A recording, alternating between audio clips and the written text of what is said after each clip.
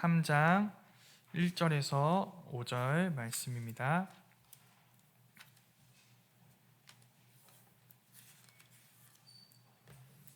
룻기 3장 1절에서 5절 말씀을 우리 한 절씩 교독하고 마지막 절을 합독한 뒤에 하나님의 말씀임을 고백하도록 하겠습니다. 제가 먼저 읽겠습니다.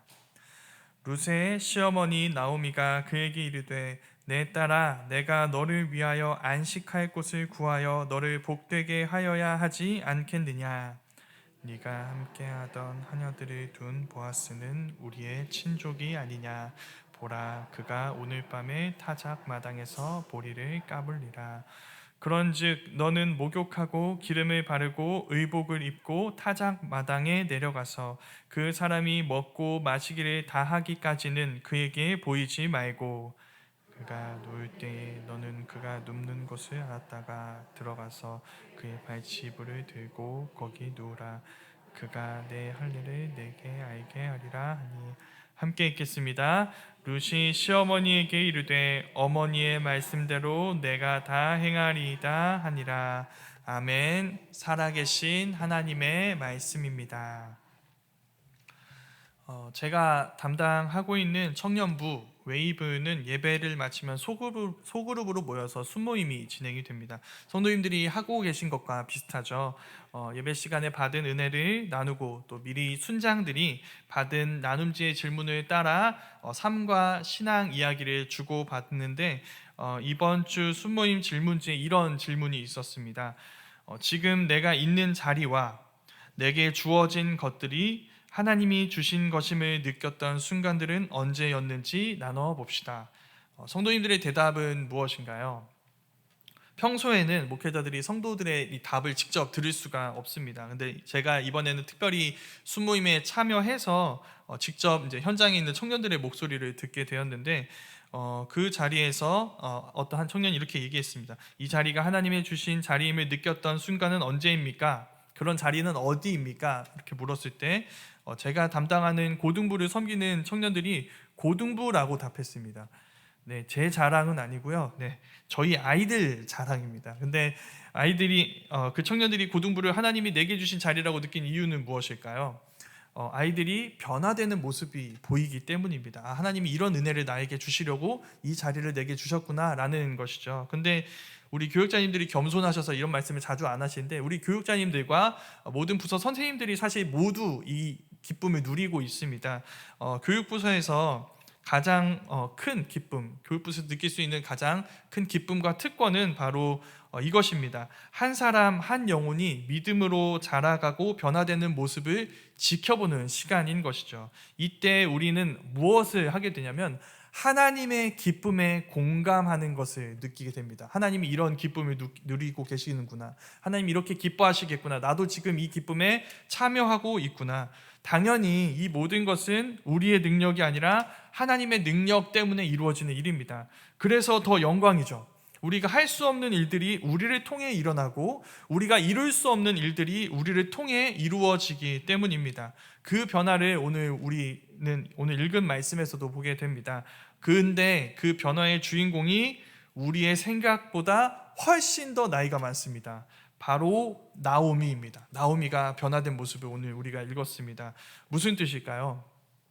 믿음으로 한 사람이 변화되는 이야기는 그저 다음 세대 부서들에서만 이루어지는 일이 아니라는 것입니다. 나오미에게 이루어질 수 있고 우리에게도 이루어질 수 있습니다. 그래서 날마다 우리는 이 변화를 사모해야 하는 것이죠. 오늘 말씀인 룻기 3장 읽기 전까지 지금까지 살펴왔던 나오미의 모습은 무엇일까요? 이런 모습이었습니다. 나오미는 지금 이 베들레헴에 도착한 뒤로 계속 집에만 있습니다. 나오미는 이곳을 잘 알지만 룻은 그렇지 않죠. 룻은 이 베들레헴에 처음 와봤습니다. 그러니까 베들레헴의 지리와 상황을 알 수 없어요. 그런데 그런 상태에서 베들레헴에 곡식을 주우러 가겠다고 나서는 룻을 그냥 내버려 둡니다. 다녀와라 라고 이야기하는 것이죠. 나오미가 계속 이 상황을 좀 더 살펴본다면 나오미가 계속 아무것도 안 하고 가만히만 있으니까 룻이 먼저 입을 열게 된 것입니다. 어머니 제가 다녀오겠습니다. 곡식을 주워 오겠습니다 라고 했을 때 나오미도 좀 반응을 보여야겠죠. 그래, 곡식을 줍는 건 나한테는 좀 힘든 일이지만 내가 길 안내는 해줄 수 있을 것 같다. 내가 너와 동행해주는 건 해줄 수 있을 것 같다. 가보자. 근데 그 순간에도 나오미가 그렇게 얘기하지 않습니다. 나아가지 않는 것이죠. 결국 나오미는 어떤 위험을 만날지 모르고 어떤 사고를 당할지 모르는 상태에서 룻이 홀로 이삭을 주우러 나가게 내버려 둡니다. 이 모습은 사실 나오미를 비난하는 모습이라기보다는 나오미의 상태를 있는 그대로 보여주는 장면입니다. 아무것도 할 수 없어요. 룻은 모압에서 베들레헴까지 함께 와줬는데 나오미는 베들레헴에서 곡식 주우러 가는 길에 동행해 줄 수 없어요. 왜냐하면 몸이 말을 듣지 않거든요.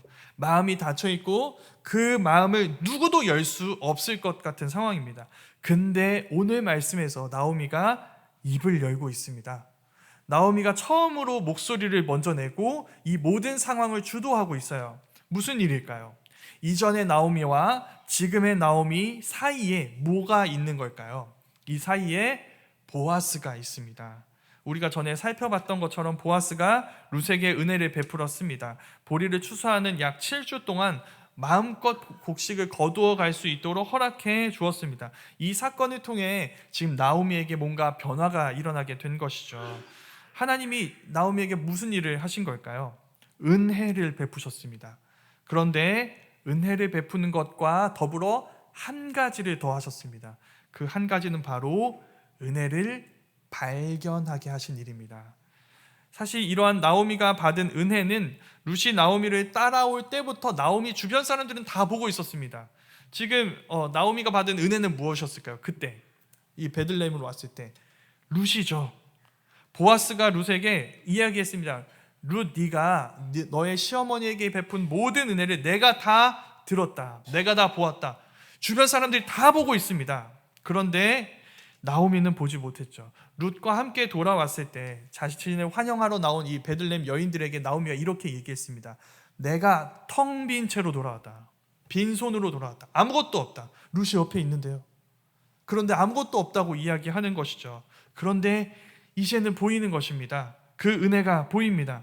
나오미가 목격한 은혜의 내용은 그저 보아스에게 먹을 식량을 많이 받았다는 것이 아닙니다. 룻기 2장 20절 말씀에서 나오미가 이렇게 이야기했습니다. 나오미가 자기 며느리에게 이르되 보아스입니다.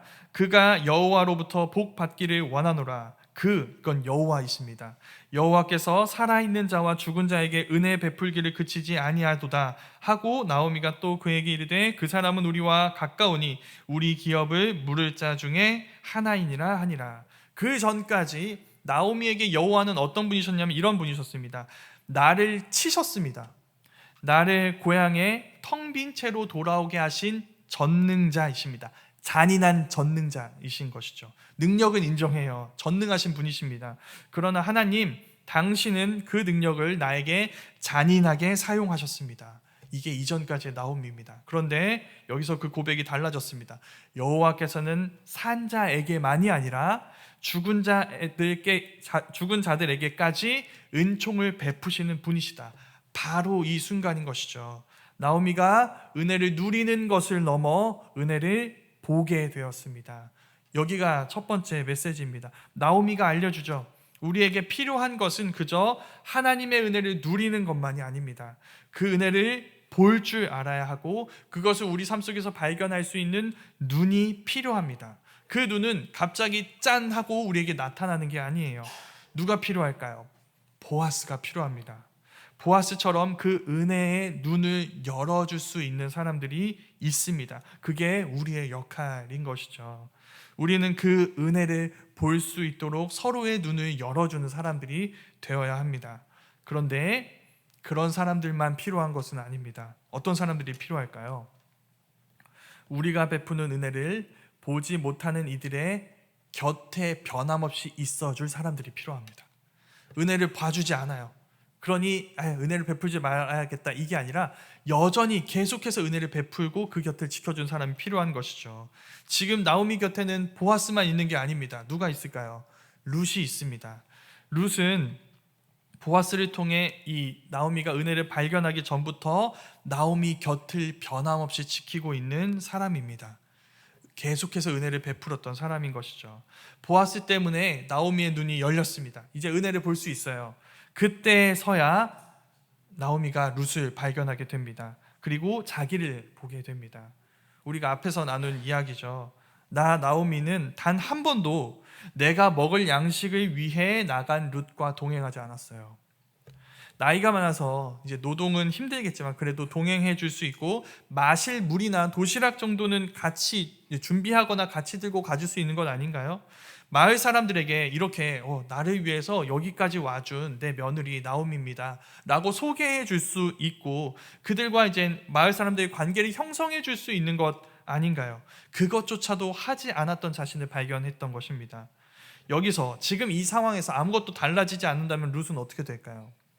계속 밭에서 이제 보아스에게서 식량을 얻을 수 있으니까 행복한 걸까요?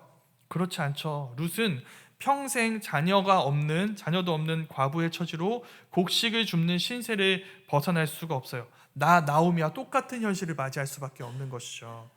그런데 이건 이렇게 나와 똑같은 현실을 마주하게 되는 건, 룻이 그렇게 되는 건 나오미의 원래 뜻이 아니었습니다. 룻이 이 모압에서 베들레헴으로 오기 전에 나오미가 룻을 돌려보내면서 했던 말이 있습니다. 룻기 1장 9절 말씀에서 이렇게 이야기했습니다. 여호와께서 너희에게 허락하사 각기 남편의 집에서 위로를 받게 하시기를 원하노라 하고 그들에게 입맞춤에 그들이 소리를 높여 울며. 이게 당시 나오미가 할 수 있는 유일한 일이었어요. 이 순간에 나오미는 두 며느리와 자신과의 관계에서 남아있는 딱 한 가지, 바로 그 시어머니라는 자리에서 자신이 할 수 있는 모든 것을 담아서 룻을 축복했습니다. 그때가 떠올랐던 것이죠. 그때 내가 이렇게 축복했는데, 남편을 맞이해서 가정을 이루고 행복하게 사는 것, 이거 내가 축복했었는데, 그 축복을 다시 떠올리며 이젠 나오미는 그 축복을 그냥 지나가는 말로 남겨두려 하지 않습니다. 그걸 실제로 실현하려고 하는 것이죠. 이 모습이 보여줍니다. 이제부터 진행되는 룻의 모든 이야기는 남편과 두 아들을 잃어버리고 아무 소망이 남아있지 않은 것 같은 이 나이 많은 과부 나오미의 한마디가 이루어지는 이야기가 될 것입니다. 그 축복을 한 나오미는 의미 없다. 누가 그렇게 얘기할 수 있나요? 하나님이 그를 지켜보고 계십니다. 하나님이 그 한마디를, 그 나오미의 한마디를 너무너무 소중하게 여기세요. 그 한마디가 이 말하는 대로 그대로 실현하실 것입니다. 그 축복의 내용은 무엇일까요? 한마디로 결혼이죠.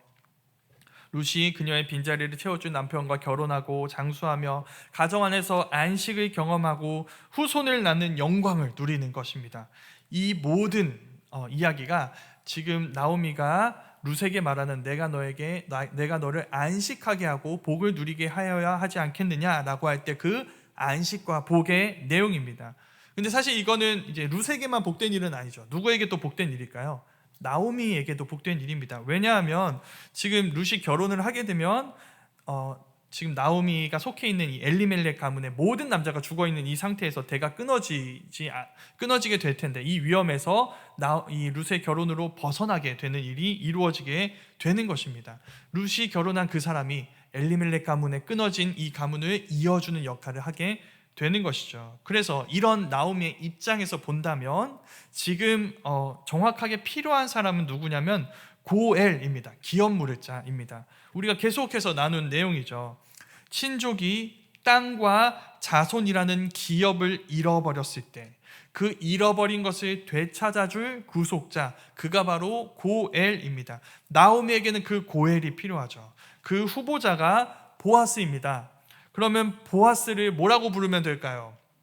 고엘, 기업 물을 자라고 부르면 되겠죠. 그런데 나오미는 그냥 친족이라고 부릅니다. 이유가 무엇일까요? 보아스가 일단은 기업 물을 자의 첫 번째 사람이 아니기 때문입니다. 더 가까운 다른 사람이 있어요. 그 사람이 1순위입니다. 그런데 이것보다 더 중요한 이유가 있습니다. 룻과 나오미 중에 누구의 복이 먼저라는 걸까요? 내가 아니라 룻의 복이 먼저라는 것입니다. 그러니까 일단 내 기업을 물러야 되니까 그 사람이 필요해 라고 얘기하는 것이 아니라 너에게 복된 너의 빈자리를 채워줄 그 사람이 필요해 라는 의미를 담아서 기업 물을 자가 아니라 친족이라고 이야기했던 것입니다. 자, 자기보다 룻을 먼저 생각하고 있습니다. 상대를 먼저 생각하고 있죠. 이건 누구의 모습일까요? 룻의 모습이죠. 자기 자신보다 나오미를 먼저 생각했던 룻 때문에 나오미는 지금 베들레헴에서도 곡식을 얻을 수 있고 생존할 수 있었습니다. 그것처럼 나오미는 이제 룻을 먼저 생각하기 시작합니다. 이 모습이 보여줍니다. 은혜에 대한 합당한 반응은 무엇일까요? 은혜입니다. 우리는 은혜 베푸는 자에게서 받는 은혜를 의존하는 것을 넘어서 그가 우리에게 한 일을 우리도 그에게 해야 한다는 것을 나오미가 우리에게 보여주고 있는 것입니다. 지금 나오미는 처음으로 룻에게 은혜를 베풀고 있습니다. 바로 이 시각, 이 시선, 나오미가 지금 룻에게 은혜를 베풀고 있다는 관점에서 이제부터 이루어지게 되는 나오미의 제안, 계획을 살펴봐야 합니다. 나오미가 룻과 보아스를 연결하기 위한 계획을 세웁니다. 먼저는 날짜입니다. 나오미가 지정한 날은 언제냐면 바로 타작마당에서 보리 추수를 마무리하는 날입니다. 오늘 말씀에서는 그날 보리를 까불리다라고 이야기합니다. 이건 쉽게 말해서 까불리는 게 무엇이냐면 이건 쉽게 말해서 곡식의 알곡과 가라지를 구분하는 작업을 말합니다. 이렇게 진행됩니다. 먼저 타작마당에 이삭을 쫙 펼쳐놓아요. 그리고 막대기로 이삭을 때리거나 무거운 수레 바퀴로 이렇게 지나가게 해서 이 이삭을 타작하게 됩니다. 그러면 이게 지나가게 된 자리에 뭐가 있을까요? 이 이삭과 줄기와 가라지가 다 구분되겠죠. 이 상태에서 바람이 불게 되면 이 겨와 줄기는 다 날아가고 알곡만 남게 됩니다. 이 알곡을 한쪽으로 모으는 것으로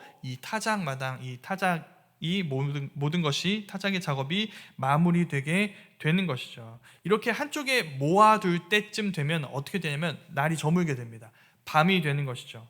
그럼 원래대로라면 이 모든 일꾼들이 어떻게 해야 될까요? 집으로 돌아가야겠죠. 그런데 집으로 들어가지 않습니다. 타작마당에서 흥겨운 잔치를 벌이고 먹고 마시고 취한 뒤에 미리 세팅해둔 이 야외 텐트에서 잠이 드는 게 이 보리 타작하는 날의 마지막 순서예요. 그런 분위기가 느껴지죠. 이 날은 1년 중에서 가장 기쁜 날이에요. 모두가 행복한 순간입니다. 우리 한 해 동안 수고한 모든 결실을 지금 눈으로 확인하고 있어요. 함께 고생한 일꾼들과 서로를 격려하고 먹고 마시며 아무 걱정 근심 없이 즐거워하는 날이 바로 이 날이에요. 그야말로 밭 주인은 기분이 어떨까요? 최고조로 한 해 중에 가장 좋은 이런 순간을 보내게 되는 것이죠. 그래서 나오미가 이 순간이 가장 적절하다고 본 것입니다. 이렇게 기쁜 순간이면 너를 맞아줄 수 있을 거라고 생각하는 것이죠. 두 번째는 복장입니다. 이때 룻은 어떻게 해야 하는가? 3가지를 해야 합니다. 목욕하고 기름을 바르고 의복을 입은 상태에서 타작마당에 내려가야 해요. 자, 이 3가지는 무엇을 의미하는 걸까요? 이 정황을 보고 많은 학자들이 뭐라고 생각하냐면 이거는 신부가 신랑에게 나아가기 위해 단장하는 것이다 라고 생각을 합니다. 맥락을 보면 일리가 있죠. 어쨌든 룻은 지금 결혼할 상대를 만나러 가는 것이니까요. 그런데 그렇다고 하기에는 이 준비가 너무 단촐합니다. 우리는 매일 씻습니다. 특별한 일이 아니죠. 그렇죠. 매일 씻습니다. 그리고 기름을 바르는 것이지 화장한다는 의미가 아닙니다. 의복을 입는다고 했는데 여기서 의복에 해당하는 이 단어는 특별한 옷을 의미하는 게 아니라 그냥 남자 여자 상관없이 바깥에 두르는 평범한 옷을 의미해요. 그럼 이 행동은 도대체 무슨 의미일까요?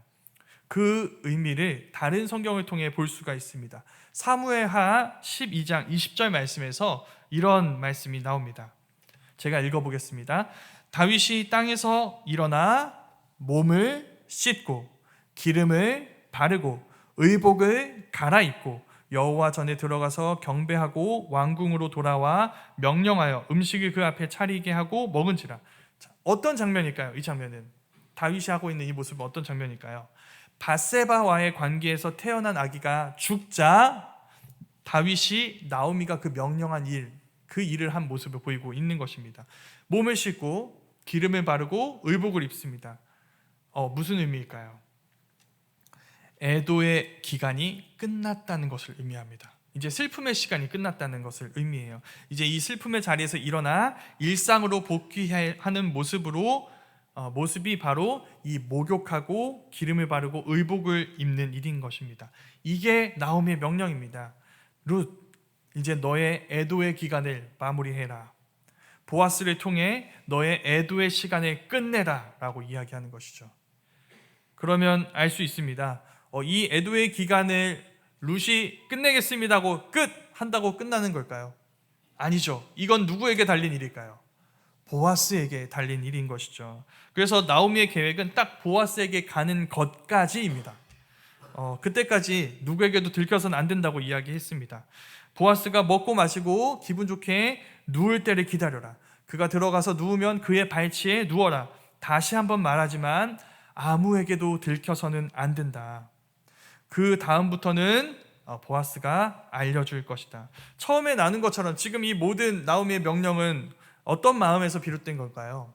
룻을 향한 따뜻한 마음에서 이루어지고 있는 명령입니다. 시기적으로도 적절합니다. 원래 보아스는 성품이 좋은 사람이에요. 근데 이 성품이 좋은 상태에서도 완벽하고 풍성한 지금 상태에 있는 것이죠. 그러니까 그는 이 모든 것을 주신 하나님께 감사하고 있을 것이고 그 마음으로 다른 사람들에게도 관대할 거예요. 여기까지는 나오미의 생각일 수 있습니다. 네, 지금까지 나오미가 내린 명령은 다 나오미의 생각에서 비롯된 명령이죠. 그럼 이 모든 명령을 우리 한번 한 걸음 떨어져서 객관적인 사실에 비추어서만 한번 바라보면 좋을 것 같습니다. 이 일은 어떤 일일까요? 먼저 시간이죠. 자, 룻이 움직여야 하는 시간은 언제인가요? 밤입니다. 보아스가 낮에 룻에게 이런 이야기를 한 적이 있습니다. 낮에 한참 많은 사람들이 밭에서 일하는 시간에도 다른 밭이 아니라 내 밭에서만 머물러라. 왜 그렇게 했을까요? 다른 밭으로 가면 위험할 수 있기 때문입니다. 보아스가 보호해 줄 수 없기 때문이다. 보호가 없으면 위험할 수 있기 때문이죠. 그런데 그런 밭을 언제 가는 건가요? 밤에 가야 합니다. 두 번째는 장소입니다. 밤에 룻이 향해야 하는 곳은 잔치 자리입니다. 잔치 자리에 누가 있을까요? 술에 취해서 자기 자신을 주체할 수 없는 그런 사람들이 다 모여 있습니다. 보아스도 취해 있어요. 그러니까 여기가 아무리 보아스의 밭이라도 지금 이 룻의 안전은 보아스의 통제 안에서 안전을 보장받을 수 있을까요? 그럴 수 없습니다. 보아스의 일꾼들이 취해 있는 상태예요. 그때 보아스의 뜻대로 움직이지 않을 수 있습니다. 그리고 이런 상태라면 사실 지금 보아스에게 들어간다 해도 위험할 수 있습니다. 보아스도 취해 있어요. 그러니까 이 취한 상태에서 보아스는 룻을 범할 수 있습니다. 왜냐하면 지금 아까 나오미가 했던 명령입니다. 이 모든 일들이 아무에게도 들켜서는 안 됩니다. 그러니까 아무도 보는 사람이 없어요. 술에 취해 있습니다. 그 상태에서 룻이 내 텐트로 들어옵니다. 그럼 룻을 범할 수 있고 다음날 룻이 음란한 일을 했다라고 이야기할 수 있습니다. 왜요? 아무도 본 사람이 없거든요. 물론 이 모든 일들이 아무것도 이루어지지 않을 수 있습니다. 룻은 무사히 보아스 곁에 누울 수 있고 거기서 이제 풍성한 수확을 마친 보아스를 만날 수 있습니다. 그런데 바로 거기서도 문제가 발생할 수 있습니다. 어떤 문제일까요? 한 사람이 어떤 사람인지 다 드러나는 순간이 언제라고 생각하시나요, 성도님들은? 모든 것을 가졌고 모든 것을 할 수 있는 순간입니다. 그때 그 사람의 진짜 모습이 드러나게 됩니다. 근데 바로 그 순간이 지금 보아스의 순간이죠. 모든 것을 갖고 있어요. 모든 것을 할 수 있어요. 아무도 보는 사람이 없습니다. 그때 룻이 보아스에게 요구하는 건 무엇일까요? 당신이 가진 그 모든 풍성함에 참여하게 해달라는 이야기입니다. 이 모든 것을 빼앗겠다는 얘기죠, 사실은. 그런데 이 모든 걸 아무것도 예상하지 못했는지 지금 나오미가 룻에게 이 명령을 하고 있는 것입니다. 이 위험을 무릅쓰라고 명령합니다. 여기에 룻이 어떻게 반응할까요? 어떠한 말도 덧붙이지 않습니다. 내가 시어머니의 말대로 어머니의 말대로 다 하겠습니다. 절대적으로 순종해서 정말 보아스에게 이 계획대로 나아가려고 하고 있는 것입니다. 정말 절대적인 신뢰죠. 이 신뢰는 우리가 보면 앞에서부터 모든 이야기를 보면 알게 됩니다. 나오미에 대한 신뢰이기만 하진 않습니다. 이건 보아스에 대한 신뢰이기도 합니다. 룻에게 보아스는 어떤 사람일까요? 보아스는 여호와의 날개 아래로 나온 나 룻에게 그 날개가 되어준 사람입니다. 내가 믿는 여호와께서 너 룻에게 상을 베푸실 것이다, 끝까지 베푸실 것이다 라고 이야기한 사람이 보아스입니다. 그게 사실이라면 정말 그 풍성한 은혜의 하나님이 나에게 상을 주시기 시작하셨다면, 그리고 그 은혜의 통로가 되어준 사람이 당신 보아스라면 나는 그 은혜를 신뢰해 보겠다. 위험을 무릅쓰고 당신에게 나아가 보겠다. 무리한 요구처럼 보이지만 보아스, 당신에게 나아가 나의 안식이 되어 달라고 간구하겠다. 이렇게 룻은 지금 양식을 구하는 단계를 넘어서게 됩니다. 그녀는 안식을 구하고 있어요. 여호와 하나님의 은혜와 그 은혜의 사람 보아스를 신뢰함으로 지금 룻이 믿음으로 나아가고 반응하고 있는 것입니다. 그 룻의 믿음이 우리에게 질문합니다. 우리에겐 이런 믿음이 있나요? 우리는 그저 먹을 양식만이 아니라 우리 영혼의 안식까지도 구하고 있나요? 그래서 먹고 사는 문제만이 아니라 하나님과의 깊은 관계에서 비롯되는 안식을 하나님께 구하고 있나요? 그리고 그 은혜를 신뢰하기 때문에, 그 은혜의 자리를 사모하기 때문에 우리는 위험을 무릅쓰고 있나요? 그걸 우리에게 묻고 있는 것입니다. 우리가 그렇게 할 수 있는 이유가 있습니다. 우리가 하나님의 은혜를 구하고 때로 위협을 무릅쓰고 그 은혜의 자리로 나아갈 수 있는 이유는 주님께서 우리에게 은혜를 베푸시기 위하여 위험을 무릅쓰셨기 때문입니다. 주님께서 우리의 나음을 원하셨습니다. 그래서 주님이 우리의 채찍에 맞으셨습니다. 주님은 우리의 평안을 원하셨습니다. 그래서 주님은 우리의 징계를 받으셨어요. 그 위험을 무릅쓰셨습니다. 그때 예수님의 제자들은 위험을 무릅쓰고 십자가 앞에 나아가지 않았습니다. 다 도망쳤습니다. 모두가 예수님 홀로 두고 도망쳤고, 형제들마저도, 지금 내 형이 죽어가고 있는데 형제들마저도 그 앞을 지키지 않아서 예수님은 십자가에 달린 채 뒤늦게 돌아온 제자 요한에게 자기 어머니를 부탁할 수밖에 없었습니다. 형제들이 없거든요. 그런데 부활하신 후에 예수님은 그 제자들을 찾아가십니다. 자신의 부활의 몸을 보여주시면서 이젠 얘들아 새로운 세상이 시작되었어 라는 복음을 전해주세요. 그 새로운 세상이 바로 하나님의 나라입니다. 그 나라는 어떤 세상일까요? 하나님의 나라는 예수님의 은혜가 실현되는 은혜로운 나라입니다. 예수님이 우리에게 베푸신 은혜와 하나님의 사랑이 우리를 변화시킨 그 은혜와 사랑을, 우리가 받은 것을 서로에게 베풀어서 모든 것이 하나님의 뜻대로 제자리를 찾아가고 제자리로 돌아가는 하나님의 충만함으로 충만한 나라, 그게 바로 하나님의 나라인 것이죠. 그 나라를 경험하면 우리는 어떻게 될까요? 위험을 무릅쓰고 그 은혜를 베푸는 사람들이 됩니다. 주님이 우리에게 그렇게 하셨기 때문이죠. 우리는 은혜를 우습게 여기는 세상 속에서 은혜를 소중히 여기는 사람이 됩니다. 그래서 우리는 나오미를 섬깁니다. 나오미의 곁을 지킵니다. 그리고 룻을 돌보는 사람들이 됩니다. 보아스의 은혜를 서로에게 베푸는 사람들이 됩니다. 내가 너에게 안식하게 하고 복을 베풀게 하기 위하여 그 복을 누리게 하기 위하여 무엇이라도 하는 사람들이 되는 것이죠. 우리 모두가 그 은혜를 지켜내는 사람들이 되었으면 좋겠습니다. 우리가 먼저 그 은혜의 자리를 사모하고, 나오미가 그랬던 것처럼 그 은혜를 받는 자리에서 그 은혜를 베푸는 자리로 나아가고, 룻이 그랬던 것처럼 우리의 몸의 양식만이 아니라 우리의 영혼의 안식까지도 갈망하며 우리의 보아스가 되어주시는 주님께 나아가 그 주님과 함께하는 사람들, 그래서 그 은혜를 풍성하게 함께 베풀고 나누며 누리는 하나님의 나라를 누리는 우리 모두가 되기를 주님의 이름으로 축원합니다.